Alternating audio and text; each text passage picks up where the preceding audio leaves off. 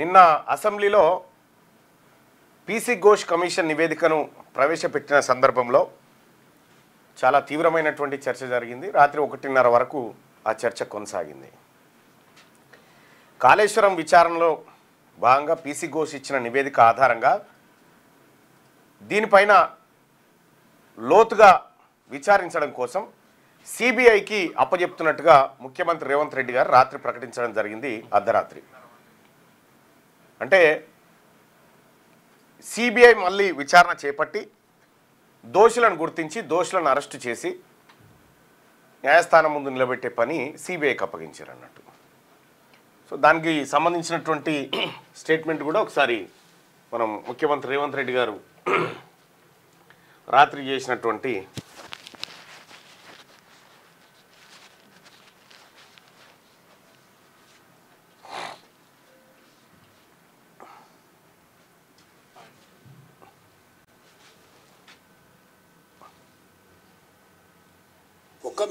కాళేశ్వరం ప్రాజెక్టులోని మేడిగడ్డ అన్నారం సుందిళ్ల బ్యారేజీల నిర్మాణంలో జరిగిన అవకతవకలు, ప్రజాధనాన్ని దుర్వినియోగం చేయడం, అవినీతి ఆరోపణలపై విచారణ జరిపేందుకు తెలంగాణ రాష్ట్ర ప్రభుత్వం సుప్రీంకోర్టు మాజీ న్యాయమూర్తి జస్టిస్ శ్రీ పినాకి చంద్రఘోష్ ను విచారణ కమిషన్ ను నియమించడం జరిగింది. విచారణ కమిషన్ తన నివేదికను జూలై 31, 2025 ప్రభుత్వానికి సమర్పించింది. ఆగస్టు 4, 2025 జరిగిన మంత్రిమండలి సమావేశంలో ఈ నివేదికను ఆమోదించింది. తదుపరి చర్చ జరిపేందుకు అసెంబ్లీలో ప్రవేశపెట్టాలని మంత్రి మండలి చేసిన తీర్మానం ప్రకారం ఈ నివేదికపై ఈ రోజు ఈ శాసనసభలో చర్చ జరిగింది. నిన్న మొదలై ఈ రోజు వరకు చర్చ చేసినాం అధ్యక్ష. నాకు తెలిసి చరిత్రలో చాలా అరుదైన సందర్భము. 1 తారీఖుతో మొదలై ఇంకొక తారీఖు వరకు చర్చ జరగడం ఒకే అంశం మీద అనేది. అందుకే రిటైర్డ్ జస్టిస్ పీసీ ఘోష్ విచారణ కమిషన్ తమ నివేదికలో క్రిమినల్ చర్యలకు అర్హమైన అనేక లోపాలు, అవకతవకలను గుర్తించింది. నిర్లక్ష్యం, దురుద్దేశం, ఉద్దేశపూర్వకంగా వాస్తవాలను తొక్కిపెట్టడం, ఆర్థిక అవకతవకల వంటి అంశాలను ప్రస్తావించింది. 3 బ్యారేజీల నిర్మాణంలో తప్పు జరిగిందని, అసలు ప్లానింగ్ లేదని కమిషన్ తేల్చి చెప్పింది అధ్యక్ష. National dam safety authority NDSA నివేదిక ప్రకారం మేడిగడ్డ బ్యారేజ్ వైఫల్యానికి ప్లానింగ్, డిజైన్, క్వాలిటీ కంట్రోల్ లోపాలు కారణమని తేలింది. నాణ్యత, నిర్వహణ సరిగా లేకపోవడం వల్ల నిర్మాణంలో లోపాలు ఏర్పడ్డాయని ఎన్డీఎస్ఏ గుర్తించింది. ఈ అంశాలన్నింటిపై లోతుగా మరింత సమగ్రంగా దర్యాప్తు చేయాల్సిన అవసరాన్ని ఎన్డీఎస్ఏ విచారణ కమిషన్ నివేదికలు స్పష్టం చేశాయి. ఈ ప్రాజెక్టులో అంతర్రాష్ట్ర అంశాలు, కేంద్ర రాష్ట్ర ప్రభుత్వాలకు చెందిన వివిధ శాఖలు, ఏజెన్సీలు పాలు పంచుకున్నాయి. ప్రాజెక్టు డిజైన్, నిర్మాణం, ఫైనాన్సింగ్ లో రాప్కోస్ వంటి కేంద్ర ప్రభుత్వ రంగ సంస్థలు, పిఎఫ్సి, ఆర్ఈసి వంటి ఆర్థిక సంస్థలు పాలు పంచుకున్నందున ఈ కేసును సెంట్రల్ బ్యూరో ఆఫ్ ఇన్వెస్టిగేషన్ కి అప్పగించడం సముచితము. అందుకే ఈ కేసు దర్యాప్తును సెంట్రల్ బ్యూరో ఆఫ్ ఇన్వెస్టిగేషన్ కు అప్పగించడానికి సభ నిర్ణయం తీసుకుంటున్నది తమ అనుమతితో అధ్యక్ష. ఎన్నో రకాల అంశాలు, విచారణ అర్హమైన విషయాలు ఇందులో ఉండడం వల్ల సిబిఐ ఎంక్వైరీకి మా ప్రభుత్వం ఆదేశాలు జారీ చేయనైనది. ఈ సభ దీన్ని ఏకగ్రీవంగా ఆమోదించి సిబిఐ ఎంక్వైరీలో ఊరు, పేరు, అంచనాలు మార్చి దోచుకున్న వాళ్ళందరినీ శిక్షించడానికి అవసరమైన నిజాయితీతో కూడుకున్న విచారణ జరగాలని ఆశిస్తూ తమరి దగ్గర సెలవు తీసుకుంటున్న అధ్యక్ష. కాళేశ్వరం ప్రాజెక్టు ఇది జరిగినటువంటి నిర్ణయం. కాళేశ్వరం ఎంక్వైరీ ఏదైతే ఉందో, కాళేశ్వరంలో జరిగినటువంటి అవకతవకల పైన ఎంక్వైరీ చేయడానికి సిబిఐకి విచారణ చేయమని ఆదేశించింది. నిన్న అసెంబ్లీ ఒక తీర్మానం చేసి అసెంబ్లీ నిరవధికంగా వాయిదా పడ్డది, అయిపోయింది. కాళేశ్వరం వ్యవహారంలో స్పష్టత వచ్చేసింది. సిబిఐకి అప్పగిస్తున్నామని చెప్పిండు ముఖ్యమంత్రి. అసలు నిన్న హరీష్ రావు గారు ఆ పత్రులను చింపేసి ఇది ఒక చెత్త రిపోర్ట్ అని చెప్తూ రకరకాల హంగామా చేసినారు. అసలు వాస్తవమైంది. బీసీ ప్రజలారా, ఇక్కడ ఒక చాలా అద్భుతమైనటువంటి కాన్స్పిరసీ దాగి ఉంది. ఈ కుట్రకు సంబంధించినటువంటిది ఇప్పుడు మనం బట్టబయలు చేసుకుందాం. సిబిఐకి ఇస్తూ నిర్ణయం తీసుకుంటున్నామనేటువంటి మాట రేవంత్ రెడ్డి గారు చెప్పగానే మీరు అక్కడే ఎవరు ఉత్తమ్ కుమార్ రెడ్డి గారిని చూసారా? సడన్గా ఇట్లా చూసి ఒక కాస్త ఆశ్చర్యంగా కొన్ని అంశాలు కనిపిస్తాయి అక్కడ. మీరు ఆ వీడియోని మళ్ళీ చూడండి వీలైతే. రెండో విషయం ఏంటంటే, ఇప్పుడు ఏం జరుగుతుంది? ఇప్పుడు ఏం జరుగుతుంది, ఇది ఇక్కడ మనం స్పష్టత రావాలి. రేవంత్ రెడ్డి గారు తీసుకున్నటువంటి నిర్ణయం ఏదైతే ఉందో సిబిఐకి అప్పగించేటువంటి నిర్ణయం అంటే దీని వెనకాల దాగున్న ఇంకొక మతలాబేంది, ఇది ప్రజలకు తెలవాలి. ఎందుకంటే ఇవాళ శాసనమండలిలో ఆ చర్చ లేనట్టు అనిపిస్తూ ఉంది. ఇచ్చిన బిజినెస్లోనైతే అది కనిపిస్తలేదు. అది వేదిక పైన స్వల్పకాలిక చర్చ లేదు, నా దీర్ఘకాలిక చర్చ లేదు. అసెంబ్లీ ఆమోదం తెలిపింది, అయిపోయింది. సరే ఏం పెడతారో చూడాలి అక్కడ. కానీ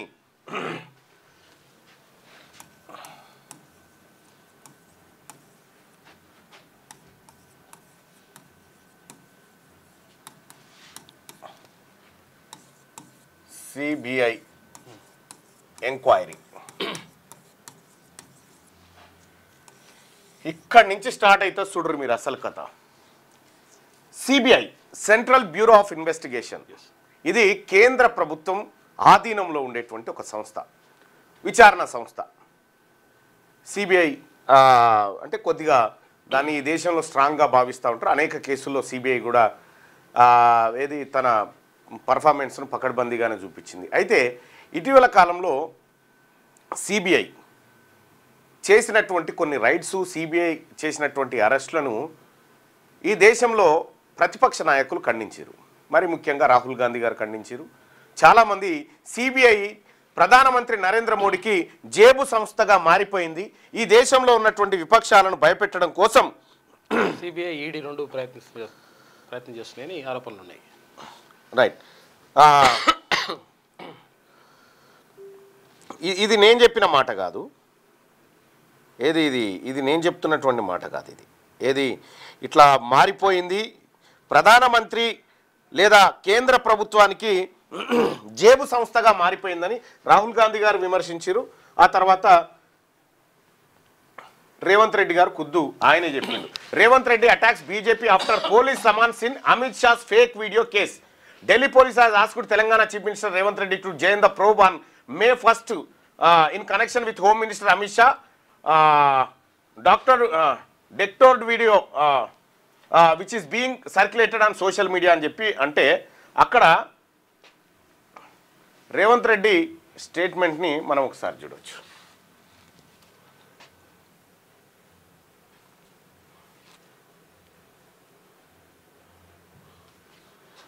అదొకటి. ఇగో, after CBI and ED they are now using cops, Telangana CM Revanth Reddy on April 30, 2024 అన్నాడు. Telangana CM Revanth Reddy said on Monday that PM Narendra Modi and Union Minister Amit Shah who are using CBI, IT and ED to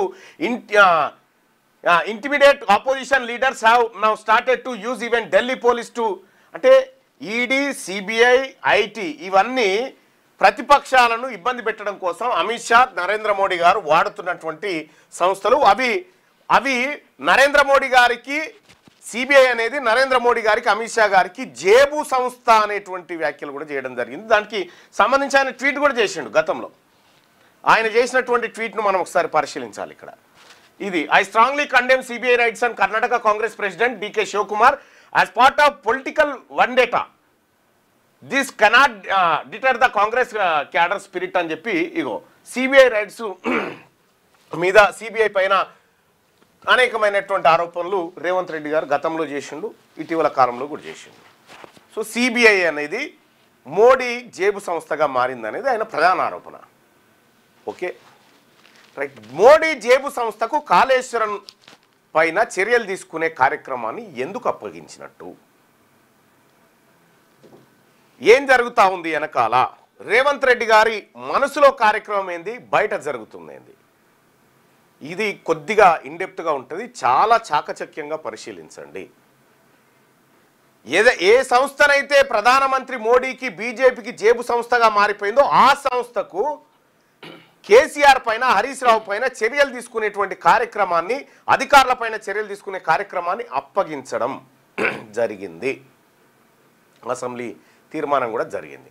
so ఇక్కడ మనం పరిశీలించాల్సిన అత్యంత కీలకమైనటువంటి అంశాన్ని మీకు ఒకసారి చెప్తా. CBI enquiry. CBI Modi జేబు సంస్థ అని రేవంత్ రెడ్డి గారు విమర్శించాడు.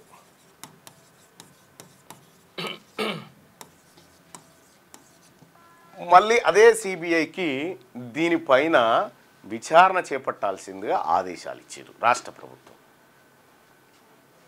ఏంది దీని వెనకాల మతలబు? దీన్ని మనం ఏమనుకుంటున్నామంటే సాధారణంగా ఇక సిబిఐ అంటే అంటే రాష్ట్రం చేతుల్లోంచి తెలంగాణ రాష్ట్రం రేవంత్ రెడ్డి చేతుల్లోంచి బీజేపీ చేతుల్లోకి కేసీఆర్, హరీష్ రావు, కాళేశ్వరం భవిష్యత్తు వెళ్ళిపోయింది. కేసీఆర్, హరీష్ రావు, ఆ తర్వాత ఆ కాళేశ్వరం అవినీతిలో పాల్గొన్న వారందరి భవిష్యత్తు అక్కడికి వెళ్ళిపోయింది. ఇప్పుడు సిబిఐ ఎంక్వైరీ చేస్తుంది, సిబిఐ అరెస్టు గిరెస్టు. ఈ సిబిఐ నిజంగా అందులో అనేక సార్లు కేసీఆర్ పేరు ప్రస్తావించింది, హరీష్ రావు పేరు ప్రస్తావించింది, ఏది ఆ రిపోర్ట్లో, నివేదికలో, కమిషన్ నివేదికలో. సో మరి ఈ లెక్కన ఆధారంగా పక్కాగా ఇందులో కేసీఆర్, హరీష్ రావు వీళ్ళందరూ కూడా దొరుకుతారు. మరి ఇప్పుడు అసలైన ట్విస్ట్ ఇక్కడ, నీ చేతిలో ఉన్నటువంటి అస్త్రాన్ని భారతీయ జనతా పార్టీ చేతిలో ఉన్నటువంటి కేంద్ర ప్రభుత్వం చేతిలో ఉన్నటువంటి మీ పదాల ఆధారంగానే నరేంద్ర మోడీ గారి జేబు సంస్థ అయినటువంటి సిబిఐకి అప్పగించడం వెనకాల మతలాబైంది. ఇవి పక్కా కాంప్రమైజ్ పాలిటిక్స్. ఎందుకు చెప్తున్నంటే ఇప్పుడు సిబిఐ ఎంక్వైరీ చేస్తుంది అంటే ఏంది? కేసీఆర్ గారు హరీష్ రావు గారి పిలకలు తీసుకుపోయి నరేంద్ర మోడీ గారికి ఇచ్చిండు. ఇక నీకు నచ్చినప్పుడు గుంజుకో, నీకు నచ్చినప్పుడు జర్ర వాళ్ళు లొలిపెట్టినప్పుడు ఇట్లా గుంజినట్టు చేయి అని వీళ్ళ పిలకలు వాళ్ళకి ఇచ్చిండు. రైట్? వీళ్ళ పిలకలు వాళ్ళకి ఇచ్చిన తర్వాత జరిగే పరిణామం ఏంది? ఇక్కడ కాళేశ్వరం నివేదిక ఆధారంగా రాజకీయ పరిణామాలు మారబోతా ఉన్నాయి. ప్రస్తుతం కాంగ్రెస్, బీఆర్ఎస్, బీజేపీ ఈ మూడు పక్షాలు మనకు తెలంగాణ రాష్ట్రంలో కనిపిస్తాయి. ఈ మూడు పక్షాలు ప్రధానంగా కనిపించేటువంటి పక్షాలు. రేపు రాబోయేటువంటి ఎన్నికల నాటికి రేవంత్ రెడ్డి గారు కోరుకుంటుంది ఏంటంటే తెలంగాణ రాష్ట్రంలో మూడో పక్షం ఉండకూడదు. ఫైట్ బిట్వీన్ కాంగ్రెస్, బీజేపీ మధ్యలో ఉండాలి, వీళ్ళు ఉండకూడదు అనేది టార్గెట్. ఎట్లా మరి? వీళ్ళు ఉండకూడదంటే ఏం చేయాలి? వీళ్ళని రక్షించాల్సింది ఎవరు? ఇప్పుడు బీఆర్ఎస్ను రక్షించాల్సింది ఎవరు? కేంద్రం రక్షించాలి. కేంద్రం కేసీఆర్ ముంగటుండేటువంటి ఆల్రెడీ ఆప్షన్స్ కవిత చెప్పింది, ఆల్రెడీ విలీనం చేయడానికి సిద్ధపడ్డారని. ఓకే అని వెళ్ళిపోయాడు. సో ఈ ఆప్షన్ ఇప్పుడు బీజేపీ దగ్గరకు పోయిన తర్వాత బీఆర్ఎస్ పార్టీని బీజేపీలో విలీనం చేయడం ద్వారా తెలంగాణ రాష్ట్రంలో రెండు పక్షాలే మిగులుతాయి. తద్వారా fight between Congress and BJP మధ్యలో ఉన్నప్పుడు మళ్ళీ నేను సీఎం కావచ్చు అనేది తనకున్నటువంటి ఆలోచన. ఇక్కడ నువ్వే సిబిఐని విమర్శిస్తావు, మీరే వాళ్ళ జేబు సంస్థని దుయ్యబడతారు, అన్నీ చేస్తారు. అటువంటి వాళ్ళకి ఇచ్చారు. ఇప్పుడు ఏం జరుగుతుంది? ఇక్కడ రేవంత్ రెడ్డి గారు అనుకుంటున్నటువంటి సీన్ జరుగుతుందా అంటే జరగదు. ఇక్కడ మూడో పక్షం బీఆర్ఎస్ పోయి బీసీ వస్తుంది. మూడో పక్షం బీఆర్ఎస్ పోయి బీసీ వస్తుంది. అది ఆయన పెద్ద ఊహిస్తలేడు. కానీ జరిగే కార్యక్రమం ఇది. ఇప్పుడు బీఆర్ఎస్ను బీజేపీ వైపు మొత్తం నెట్టేస్తే తను సజావుగా తన పొలిటికల్ కెరీర్ని మరింత బిల్డ్ చేసుకోవచ్చు అనేది రేవంత్ రెడ్డి గారి ఆలోచన. ఇక్కడ కాళేశ్వరం నివేదిక, పీసీ ఘోష్ కమిషన్ ఇచ్చిన నివేదిక ఆధారంగా క్రిమినల్ చర్యలు తీసుకోవడానికి ఒక ప్రత్యేక కమిటీ, ఏది జ్యుడిషియరీ అయిపోయింది, పోలీస్ సిట్ ఏర్పాటు చేసి వీళ్ళని అరెస్ట్ చేసి రేపు పొద్దుగా లోపలికి పంపొచ్చు. చెంచల్గూడ జైల్లో మీకు డబుల్ బెడ్రూమ్ కట్టిస్తా అనేటువంటి మాట రేవంత్ రెడ్డి గారు చెప్పడం జరిగింది. కానీ ఇక్కడ చెంచల్గూడ జైలు కాదు, మరి ఇల్లు కట్టియాలంటే కేంద్ర ప్రభుత్వ నిధులు కూడా అక్కర కాబట్టి మీరు అక్కడ పోరు అని చెప్పి అక్కడ నూకేసాడు. చాలా అత్యంత చాకచక్యంగా రేపు రాబోయేటువంటి రాజకీయ అవసరాల కోసం ఈ నివేదికను అటువైపు నెట్టేసినట్టుగా స్పష్టంగా కనిపిస్తూ ఉంది. సిబిఐకి ఎందుకంటే నీ చేతిలో ఉండేటువంటి, మీరు ముఖ్యమంత్రి కాబట్టి మీ చేతిలో ఇక్కడ ఉన్న విచారణ సంస్థలన్నీ మీ చేతిలో ఉంటాయి. మీరు తలుచుకుంటే రేపు పొద్దుగాల వీళ్ళిద్దరు గుంజుకపోయి లోపల వారేయచ్చు. కానీ అది చేయకుండా నరేంద్ర మోడీ గారి చేతికి ఇలా జుట్టు అందించినవే. దాని అర్థమైంది, నరేంద్ర మోడీ గారికి కావాల్సిన పని అంతా రేవంత్ రెడ్డి గారు ఎట్లా చక్కబెట్టి చేస్తా ఉన్నాడు ఇక్కడ. ఇది చాలామంది కాంగ్రెస్ నాయకులకు కూడా అర్థం కానటువంటి విషయం ఏం జరుగుతుంది అనేది. నువ్వు సిబిఐ మంచిది కాదని నువ్వే అంటూ మంచిది కాని దానికే మీరు విచారణ చేయమని చెప్పడం అంటే నరేంద్ర మోడీ గారికి వీళ్ళ జుట్లు అందజేసి మీకు నచ్చింది చేసుకోరు సార్, మీకు ఎప్పుడు అవసరం ఉంటే అప్పుడు పిలక బీకినట్టు చేయరి, వాళ్ళు కలుపుతావా వస్తామంటే కలుపుతా సార్, ఏముంది సార్ నేను చూసుకుంటా సార్, కలుపుతా సార్ అని అలాగ అయిపోతుంది. కలిపినా కలుపుతారు, మొత్తం నిర్వీర్యమన్నా అయిపోరు అని చెప్తారు. ఇది జరిగేటువంటి కథ. అందుకోసమే భారతీయ జనతా పార్టీ ఇటీవల కాలంలో తెలంగాణ రాష్ట్రంలో చాలా చాకచక్యంగా వ్యవహారాలు చేస్తూ ఉంది. ఫ్యూచర్లో జరగబోయేటువంటి కొన్ని అంశాలు సరే, మరి దీనికి కొంత యాడ్ చేస్తారు. మొన్న బండి సంజయ్ గారు ఆ తర్వాత కేటీఆర్ గారు ఇద్దరు కలిసి ఇద్దరు మాట్లాడుకున్నారు, అలాయ్ బలాయ్ అనుకున్నారంటే అది కాకపోవచ్చు. కానీ అంటే వీళ్ళిద్దరికి తెలిసేంత సీన్ ఉండదు. తెలిస్తే మోడీ, అమిత్ షా, కేసీఆర్కు మాత్రమే. వీళ్ళిద్దరి దాకా కూడా ఆ వ్యవహారం తేనియరు. కాబట్టి రేపటి రాజకీయ పరిణామాలు అవసరమైతే ఇప్పుడు నరేంద్ర మోడీ గారి ఆశీస్సులు రేవంత్ రెడ్డి గారికి కూడా దక్కుతాయి అవసరమైతే. ఇన్ని రాజకీయ పరిణామాలు దీని వెనకాల ఉన్నాయి. కేసీఆర్ను హరీష్ రావును లోపటేయడం అనేది రేవంత్ రెడ్డి ఇంటెన్షన్ కాదు. దాన్ని ఆసరాగా తీసుకొని వీళ్ళని రాజకీయంగా ఖతం చేసి తన రాజకీయంగా మరింత ముందుకు పోవడానికి రేవంత్ రెడ్డి గారు వేస్తున్న స్కెచ్చే ఈ సిబిఐ ఎంక్వైరీ. ఇది నా అభిప్రాయం. నా అభిప్రాయంతో ఏకీభవిస్తున్నారో విమర్శిస్తున్నారో నేను కూడా తెలుసుకోవాలి కదా. మీ అభిప్రాయాన్ని తెలియజేయండి. అది నా అభిప్రాయం. ఇప్పుడు వీళ్ళని లోపడేయడం వల్ల ప్రత్యేక సానుభూతి వీళ్ళకి తప్ప ఇంకొకటి లేదు. కానీ వీళ్ళని వాళ్ళ చేత వేయించి వాళ్ళ ద్వారా లబ్ధి పొందాలనేది ఒక వ్యూహం, ఒక ఎత్తుగడ. ఒకసారి మీరు ఇప్పటిదాకా వీడియోని ఒకసారి చూస్తారా?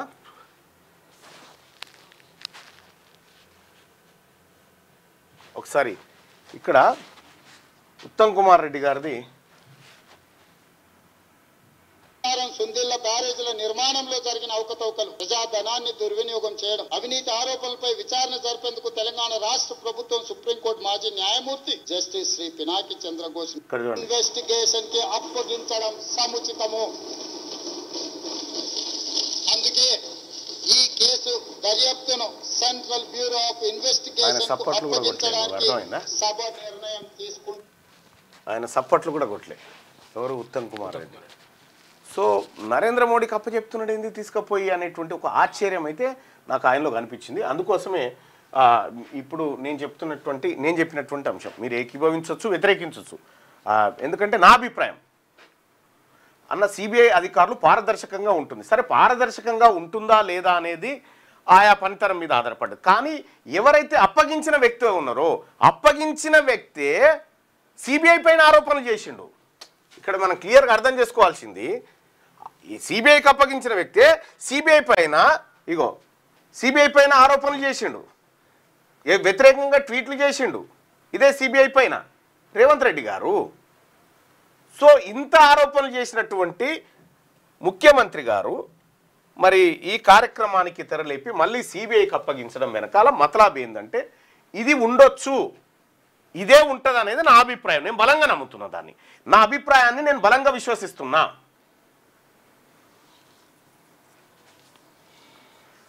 సార్ మీ అభిప్రాయం కూడా మీరు తెలియజేయండి. ఇక్కడ కాళేశ్వరం నివేదిక మీద చర్చ జరుగుతూ ఉంది కదా ప్రజలారా. ఎంత దుర్మార్గం అంటే ఇప్పుడు నెక్స్ట్ సబ్జెక్టుగా అది తీసుకొస్తా మీ ముంగటికి. నెక్స్ట్ సబ్జెక్టుగా తీసుకొస్తా. ఈ కాంగ్రెస్, ఈ బీజేపీ, ఈ బీఆర్ఎస్ ఆడుతున్నటువంటి దొంగ నాటకాలు వీటన్నిటిని ఒక్కసారి ఇప్పుడు మీతో మాట్లాడుతూ ఇప్పుడు దాదాపు 1000 మంది అభిప్రాయం చూద్దాం. 174% మంది దీంతో ఏకీభవిస్తున్నాం అనేటువంటి మాట చెప్పారు. Thank you so much. ఇదే జరగబోయేది. ఈ వెనకాలన్నటువంటి కుట్రను మనం పసిగట్టకపోతే మనం రాజకీయాలు చేయలేము. ఈ వెనకాలన్నటువంటి కుట్రలను బీసీలు పసిగట్టాలి, ఎస్సీ ఎస్టీలు వీళ్ళు పసిగట్టాలి ఏం జరుగుతూ ఉంది అనేటువంటి అంశాన్ని. ఇక ఆయన కోర్టుకు పోయి మరి ఏంది మళ్ళీ వీళ్ళు కోర్టుకు పోయారంటే ఇది ముందనుకున్నటువంటి వ్యవహారంలో భాగమే. ఇప్పుడు ఈజీగా తప్పించుకోవచ్చు. ఎవరు? కేసీఆర్, ఆ తర్వాత హరీష్ రావు అధికారులు ఇప్పుడు ఈజీగా తప్పించుకోవచ్చు నరేంద్ర మోడీ గారి దగ్గర నుంచి. వాళ్ళకి కావాల్సిందేంది? నరేంద్ర మోడీ గారికి ఈ రాష్ట్రంలో బలంగా ఎదగాలి, ఈ రాష్ట్రంలో ధీటైన ప్రతిపక్షంగా ఉండాలి, లేదంటే అధికార పక్షంగా మారాలి. ఇదే కదా వాళ్ళకి కావాల్సింది. ఈ కేసు అందిస్తూ ఉంటే ఇంకేం కావాలి? ఇదే జరిగే కార్యక్రమం అంతా.